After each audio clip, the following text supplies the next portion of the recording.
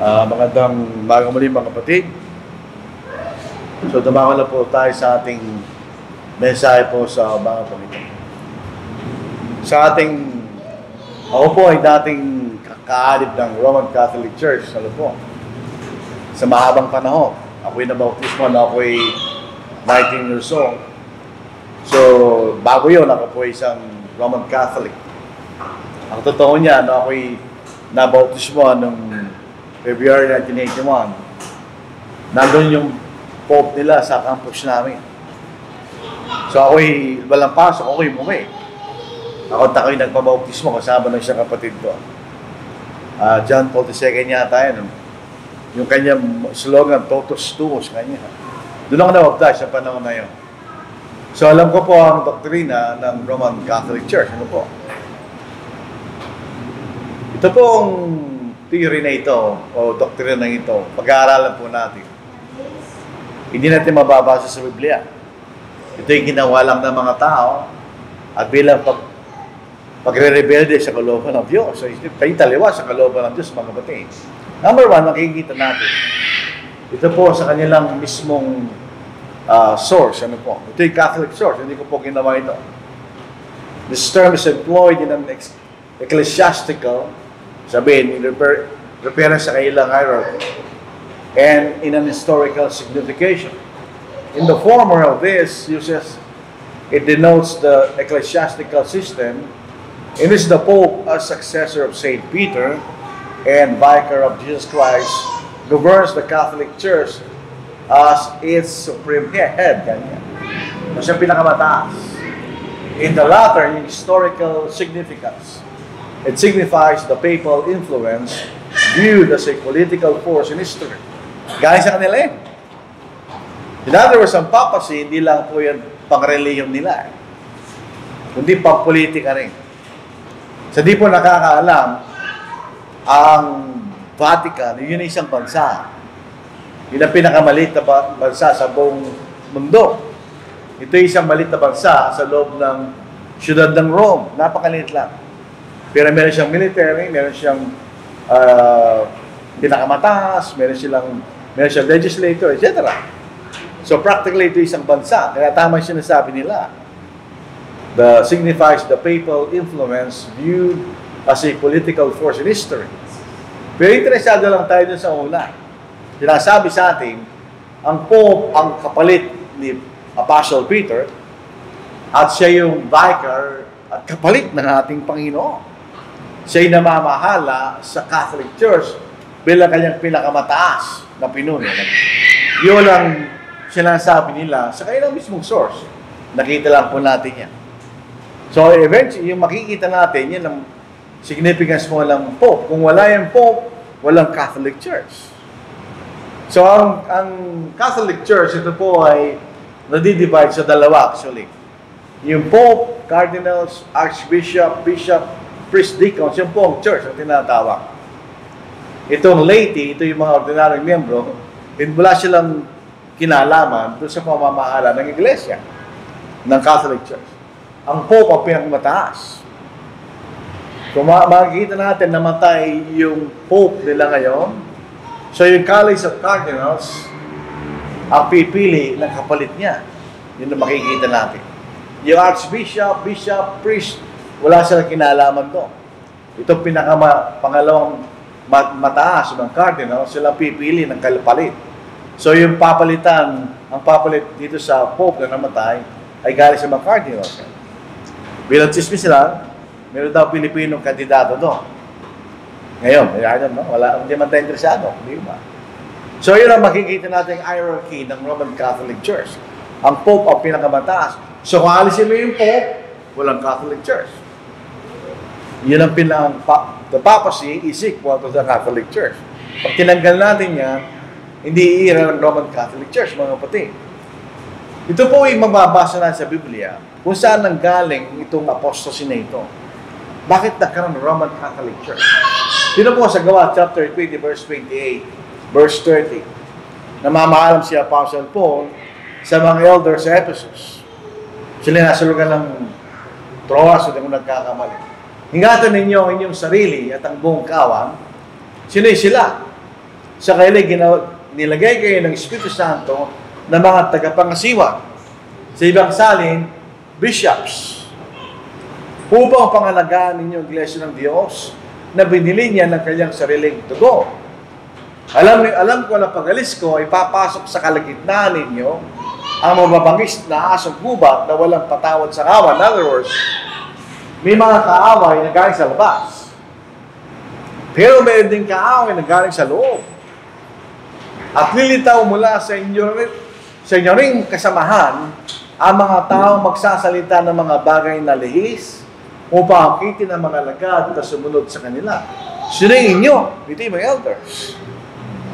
In other words, sa mga elders mismo, ay may mga lalabas na magsasalita ng mga bagay na mali. Kanya.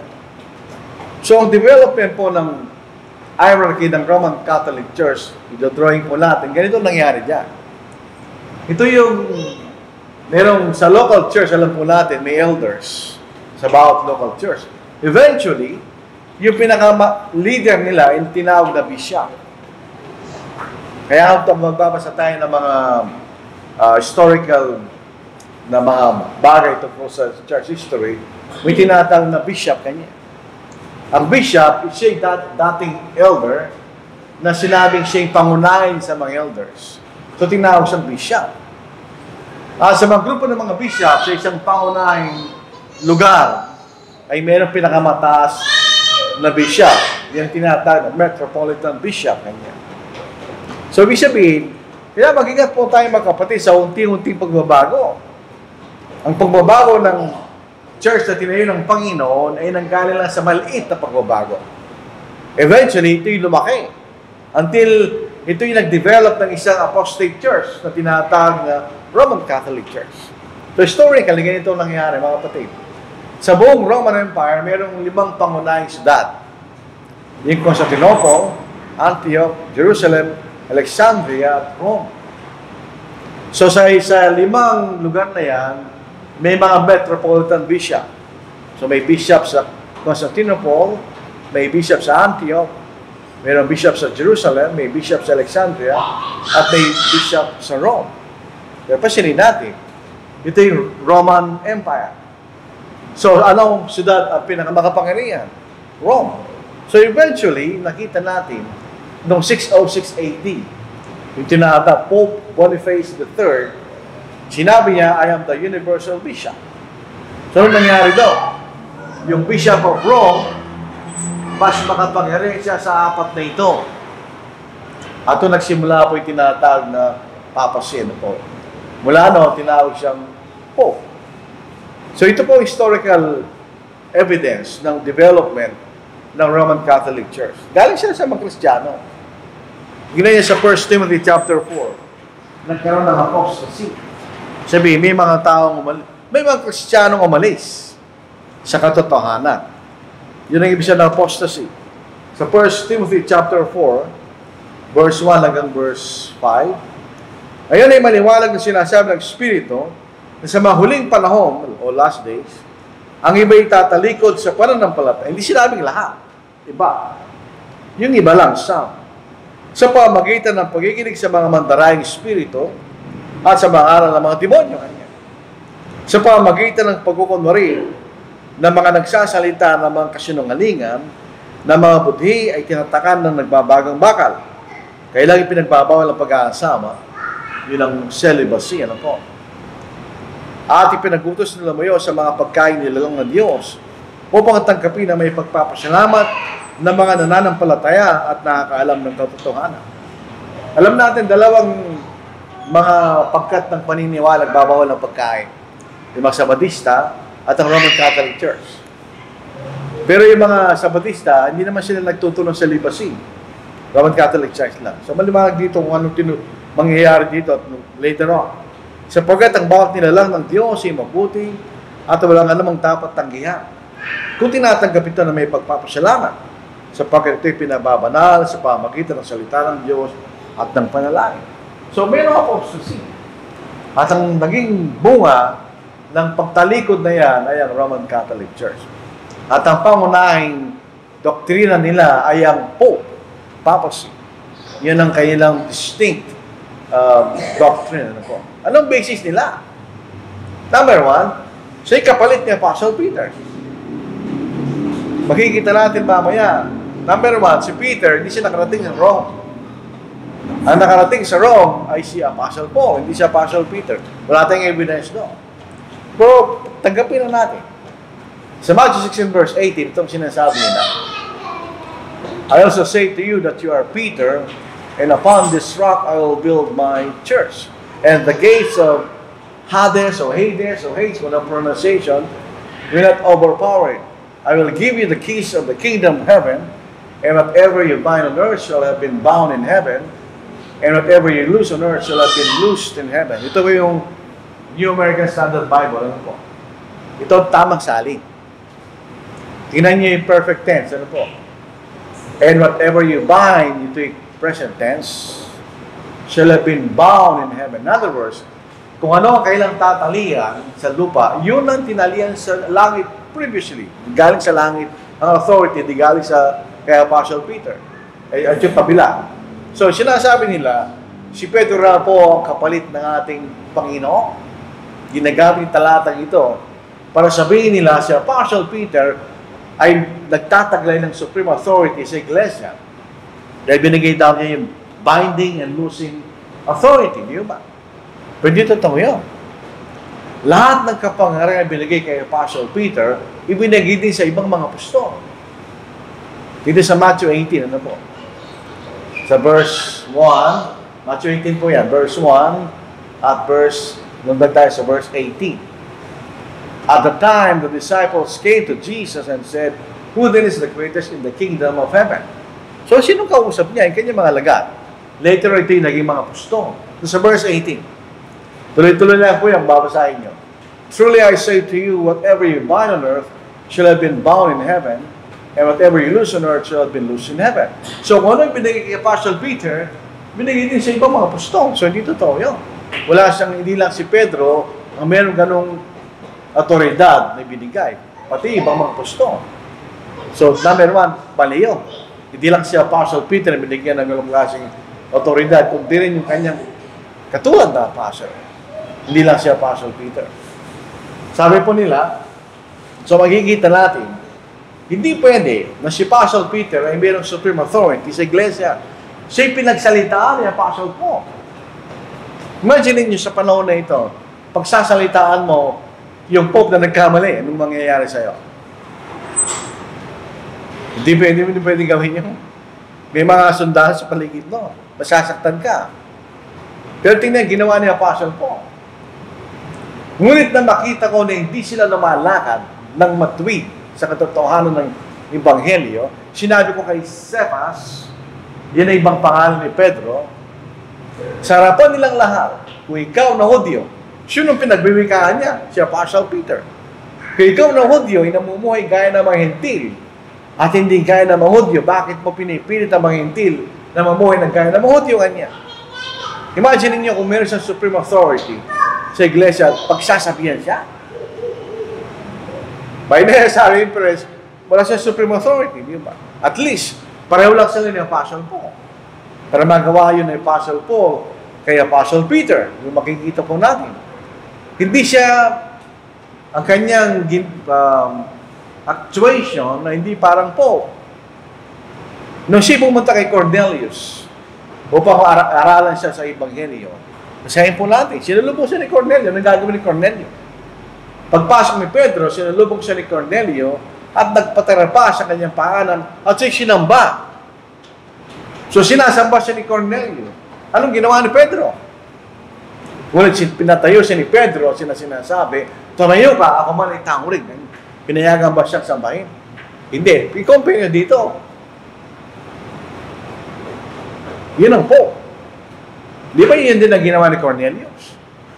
Pinayagan ba siya ni Pedro? Hindi. Pero itong Pope na ito, pinayagan niya. Di ba? Siya samba siya ng mga tao. So kung siya Pope, hindi siya nag-act bilang Pope. Iba yung ginawa niya.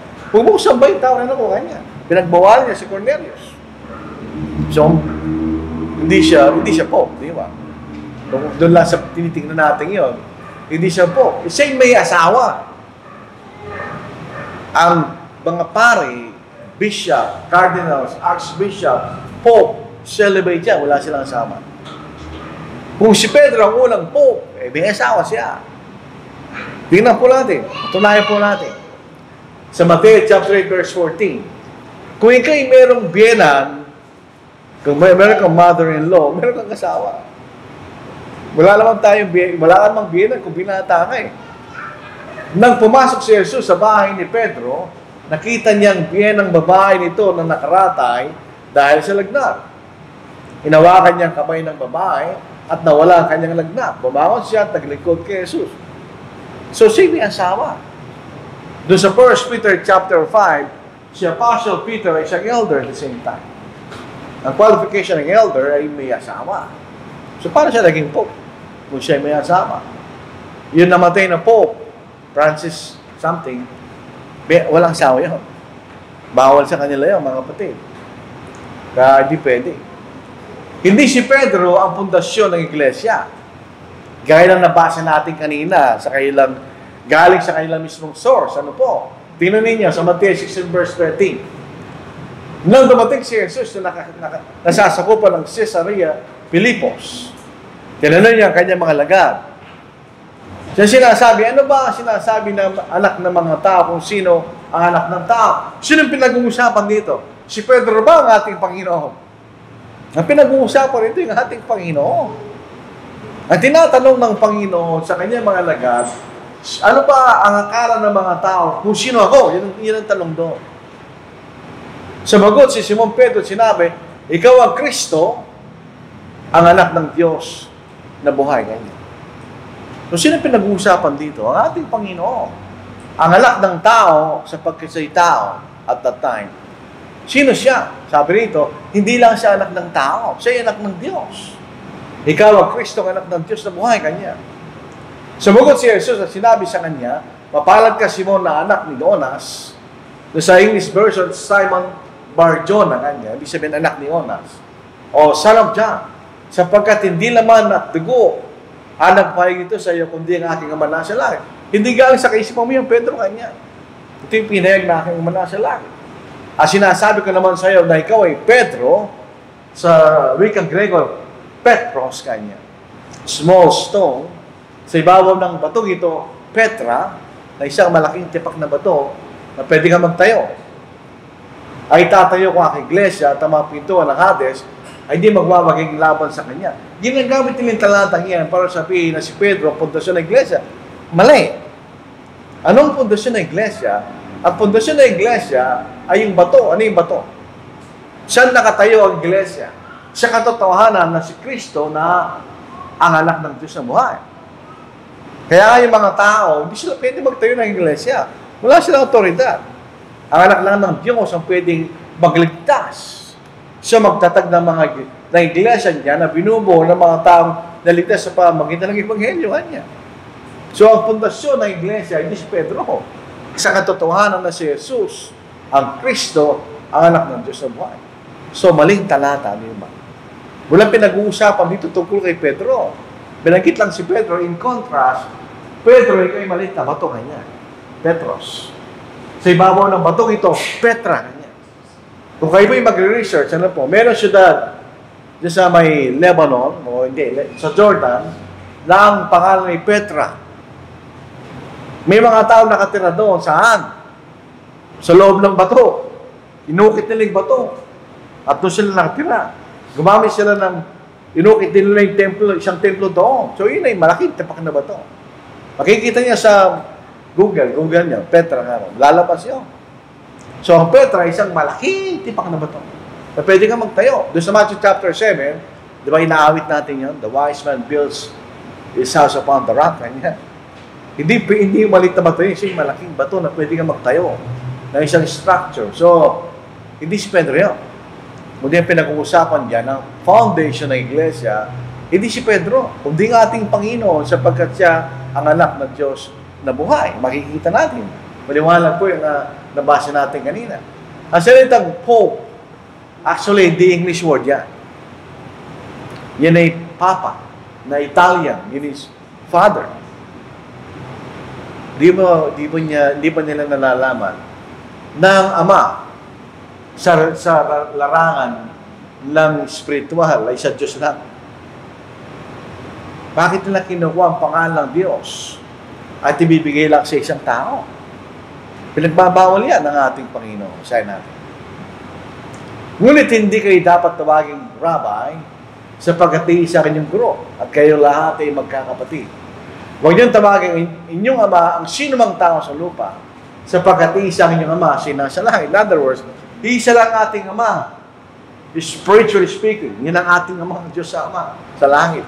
Kaya bawal yung tawagin ng sino mang tao ama spiritually. Bawal yun.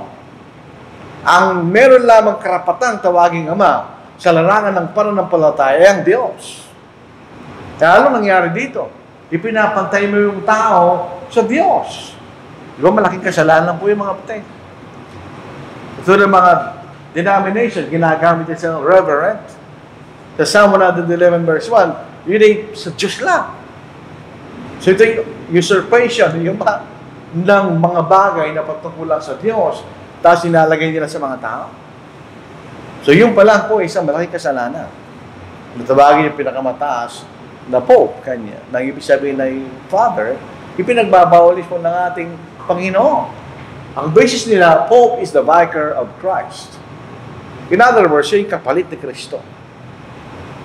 Dahil si Kristo nasa langit kanya, so kailangan siyang palitan sa lupa. Pero hindi rin pwede yun. Bakit kanya? Sabi po nila sa mismong source nila, ano po? Ito is Catholic Encyclopedia. Vicar of Christ, Latin, Vicarius Christi. A title of the Pope implying his supreme and universal primacy, both of honor and of jurisdiction over the Church of Christ. So tinawag nila ang Roman Catholic Church, the Church of Christ. It is founded on the words of the divine shepherd to Saint Peter, "Feed my lambs, feed my sheep," to John chapter 21, by which he constituted the prince of the apostles, guardian of his entire flock in his own place, thus making him his vicar and fulfilling the promise made in Matthew chapter 16, 18, 19. Sa kanila yan galing. So ang vicar ay kapalit. Katulad po ng vicarious baptism ng mga Mormon. Yung mga isang buhay na kamag-anak ay pwedeng bautismuhan para sa kapakanan ng patay na kamag-anak. Tama kaya yan? Kailangan po ng ating Panginoon ng kapalit. Hindi natin mababasa sa Biblia yan. Dito ang ating mababasa. Ano po? Walang pangangailangan ng kapalit ng ating Panginoon. Bakit? Ano ang ganon ng kapangyarihan niya? Sa langit lang ba? O sa lupa rin? Lumapit si Jesus at sinabi sa kailangan lahat ng otoridad sa langit at sa ibabaw ng saan? Sa langit at sa ibabaw ng lupa kanya ay binigay na sa akin. Kaya sa paghayo ninyo, pag-alis, gawin ninyong alagad ng lahat ng mga bansa, bautismuhan niyo sila sa pangalan ng Ama, ng Anak at ng Espiritu Santo, at turuan sila kung sundin ang lahat ng mga bagay na inutusan sa inyo. At narito ko'y kasama niyo palagi sa katapusan ng panahon. Kailangan ba ng pagkakapalit? Hindi. Ang autoridad niya ay sa langit at sa lupa. So kahit nasa langit siya, meron pa rin siyang kapangyarihan sa iglesia. Hindi niya kailangan ng taong kapalit ng ating Panginoon. Hindi kaya nakakatakot yun? Ika'y kapalit ng Panginoon na ika'y tao lang. At ang Panginoon ay Diyos. Ang sabi nila, ang Pope ay infallible, hindi nagkakamali. In terms sa kanya pagiging tao, pero kapag kayo tumatayo siya bilang Pangulo ng Catholic Church, pero po galing pa rin sa kanilang source. Ano po? Papal infallibility is the belief held by the Catholic Church that asserts that the Pope immunity from error when speaking ex cathedra, sabihin, bilang Pangulo ng Roman Catholic Church or from the chair of Peter on matters of faith and morals. This doctrine is rooted in the understanding that the Pope, as the successor of Peter and as the vicar of Christ, possesses a special charism or gift of infallibility granted to him by God. So pag siya'y nagsasalita bilang pinuno ng Roman Catholic Church, hindi na siya nagkakamali. Yan ang kailang doctrine of infallibility na hindi totoo. Walang tao hindi nagkakamali. Pero sino po ba ang walang pagkakamali? Pagdating sa doktrina, ang mga pastor, hindi nagkakamali. Pag siya'y nangangaral, they are inspired by the Holy Spirit, hindi sila nagkakamali. Pero yung Pope, nagkakamali yun. Nagkakamali dahil nag-iiba-iba yung doktrina nila sa panahon. Pero yung mga apostles, silang tunay hindi nagkakamali. Bakit? Sa John chapter 6 and verse 13, subalit kapag dumating ng Espiritu ng katotohanan, papatubayan niya kayo sa buong katotohanan. Sapagkat hindi siya magsasalita ng mula sa kanyang sarili, kundi nga namang bagay na kanyang marinig. Yun ang kanyang sasabihin at kanyang ipapahayag sa inyo mga bagay na darating. Sila hindi nagkakamali because they are inspired by the Holy Spirit. Ang lahat ng mga bagay na sasabihin nila ay galing sa Espiritu Santo. Paano siya magkakamali? Ang Pope ay nagkakamali. He is not inspired by the Holy Spirit. Tingnan po ninyo, ano po, kung siya'y successor ng mga apostle, kailangan ganito siya. Meron siyang tanda ng apostol. Kasi successor siya ng mga apostol eh. Yung 2 Corinthians chapter 12 verse 12. Tunay ang mga tanda ng isang tunay na apostol. So, paano natin malalaman ng tayo apostol? Kung magagawa niya yan. Pag hindi niya magawa, hindi siya apostol.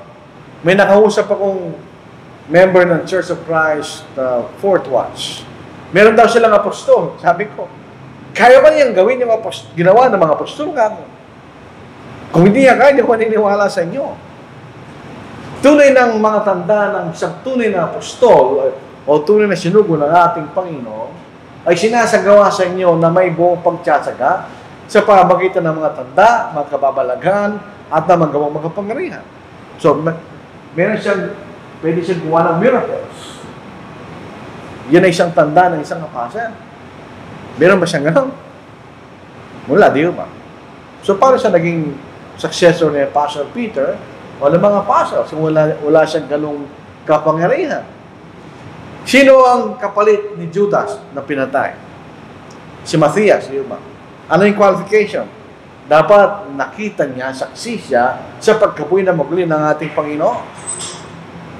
Kaya isa sa mga tao na kasama namin sa buong panahon, ang Panginoong Jesus ay kasama namin, magmula sa pagbabautismo ni Juan hanggang sa araw na siya'y iakyat sa itaas mula sa atin. Isa sa mga ito'y dapat maging saksi na kasama natin sa kanyang muling pagkabuhay. Hindi siya kasali doon.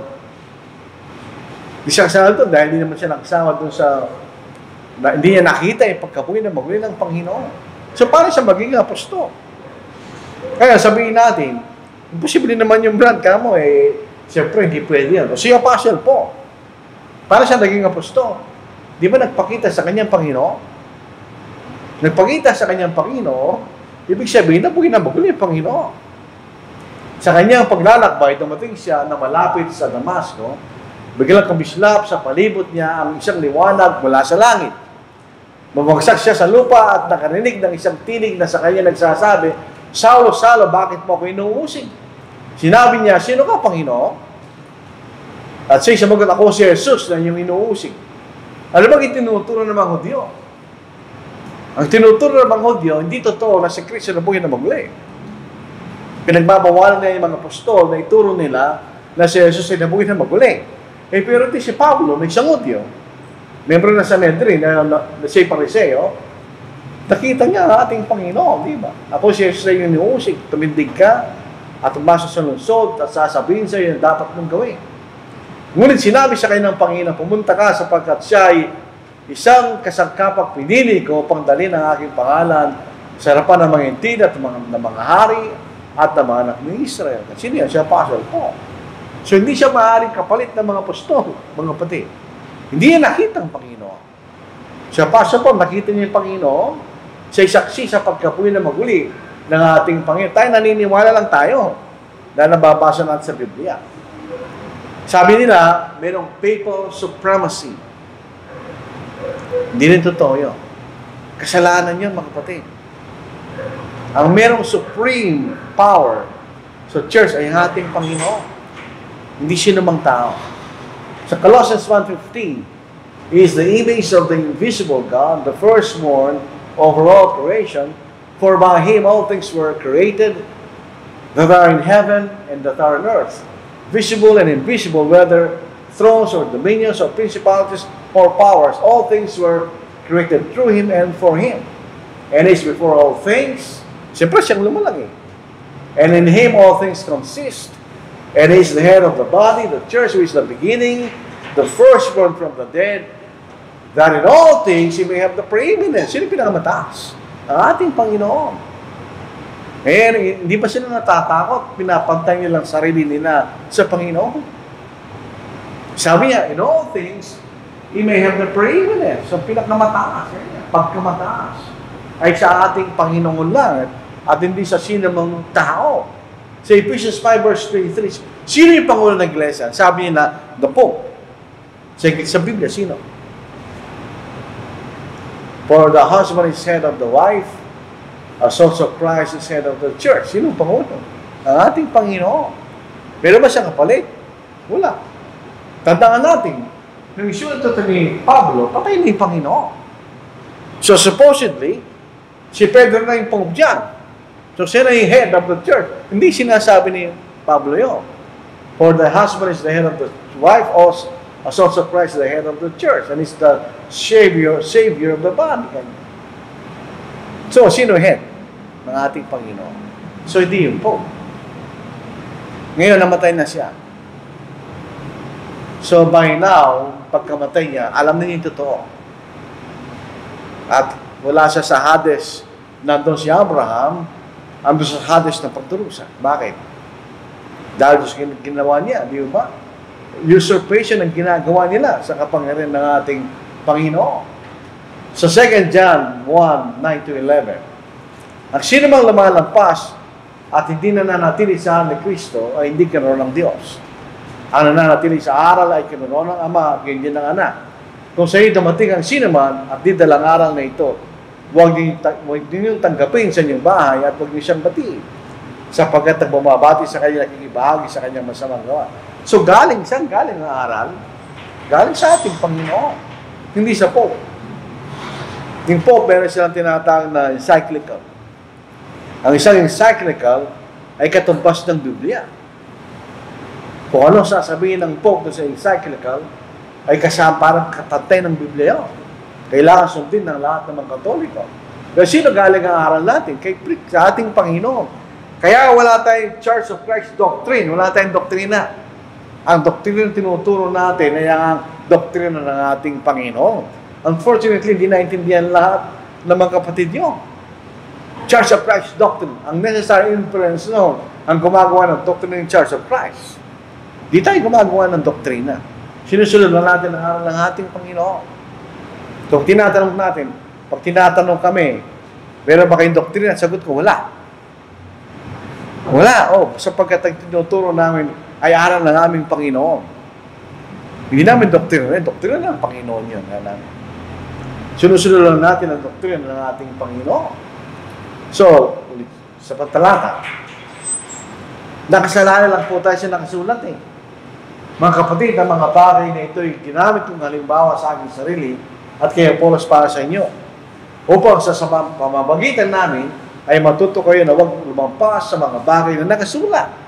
Upang sino man sa iyo huwag magmataas laban sa iba. Saan tayo? Doon lang sa nakasulat. Kailangan pa ba natin ng Pope na magbibigay ng karagdagang oats? Hindi na. Naisulat na ang dapat nating malaman. Di ba? Kaya nga, di na tayo pwedeng magdagdag, di na tayo pwedeng magalis. Ang tagapagsalita natin sa huling araw ay hindi ang Pope o sino man, kundi ang ating Panginoon. Noong unang panahon, dito po sa Hebrews chapter 1, noong unang panahon, ang Diyos ay nagsalita sa ating mga ninuno sa iba't ibang panahon at sa iba't ibang paraan sa pamamagitan ng mga propeta, Old Testament yun.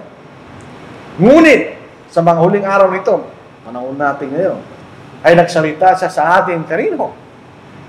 Sa pamamagitan ng anak, na kanyang itinalagang tagapagmanang lahat ng mga bagay, at sa pamamagitan din niya ginawa ang mga sanglibutan. So, ang ating Panginoon tagapagsalita, hindi yan sino mang tao, o kanuman tawagin nila doon, hindi siya ang tagapagsalita. So, itong doktrina po ng papacy, ito po ay man-made doctrine. Gawa ng tao yan. Unfortunately, majority ng mga Pilipino naniniwala sila dyan. Mayroon tayong mga kamag-anak hanggang ngayon ay mga Katoliko. Dahil siya ayaw nila maniwala sa tunay na aral. And those who believe in such, pag naniniwala tayo dyan, ang ating pagsambay, itatanggapin ng Diyos. Walang kabuluhan ang pagsambay nila sa akin na tinutulang pinaka-aral ay utos ng mga tao kanya. Sa Matthew 15 verse 9, hindi tatanggapin ng Diyos ang ating pagsamba.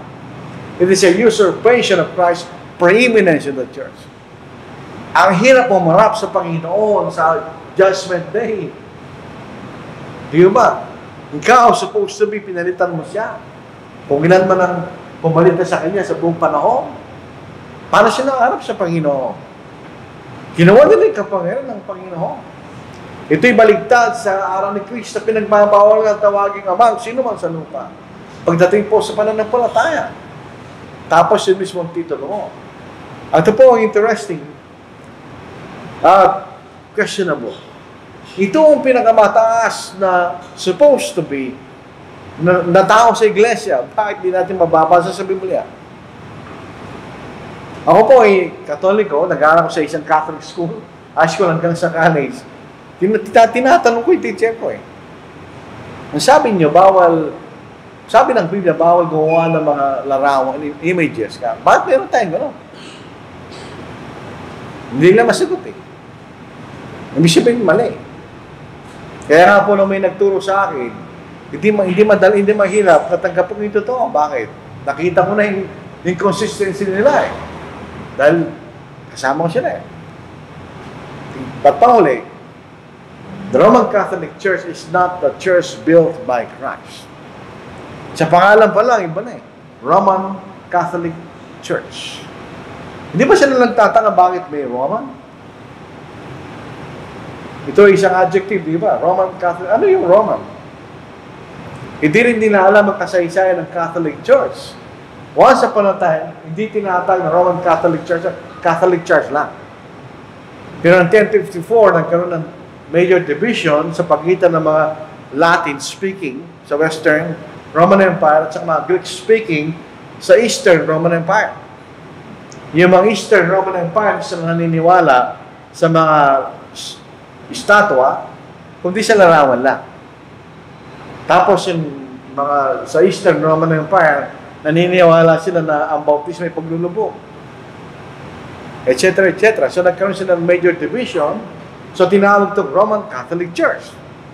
To differentiate doon sa Constantinople, the Greek Orthodox Church. Hindi na alam nyo. Pero yun ang kasaysayan. So mga kapatid, kaya tinuro ito kasi very timely. Namatay yung kailang Pope. Sa mga susunod na araw, magkakaroon po ng politika kung sino papalit sa kanya. Kung sino nakararami bilang ng mga cardinals na masusunod, yun ang magiging next Pope. Pero politics yan, mga kapatid. Kaya hindi. Kung sila inspired by the Holy Spirit, madali lang yan. Palita ka agad. Bakit? They're inspired by the Holy Spirit. But unfortunately, they are not inspired by the Holy Spirit. So, pipili sa kanila yung mga tao. Meron pa nga sign yan eh. Pag may umuusok na puti, nakakita sila ng kapalit yan. So, ito pong ating mensahe po sa baka po ito, mga kapatid. So, sana ito ay makatulong po sa atin. Kailangan natin ituro sa ating mga kaibigan, mga kamag-anak ng mga Katoliko. Dahil eventually, pag namatay sila sa ganong pananampalataya, wala silang pag-asa ng buhay na walang hanggan. So, ibigin natin muli kay Brother Matthew pa muna po sa pagpapaawit. Maraming salamat mga kapatid sa inyong nakikinig.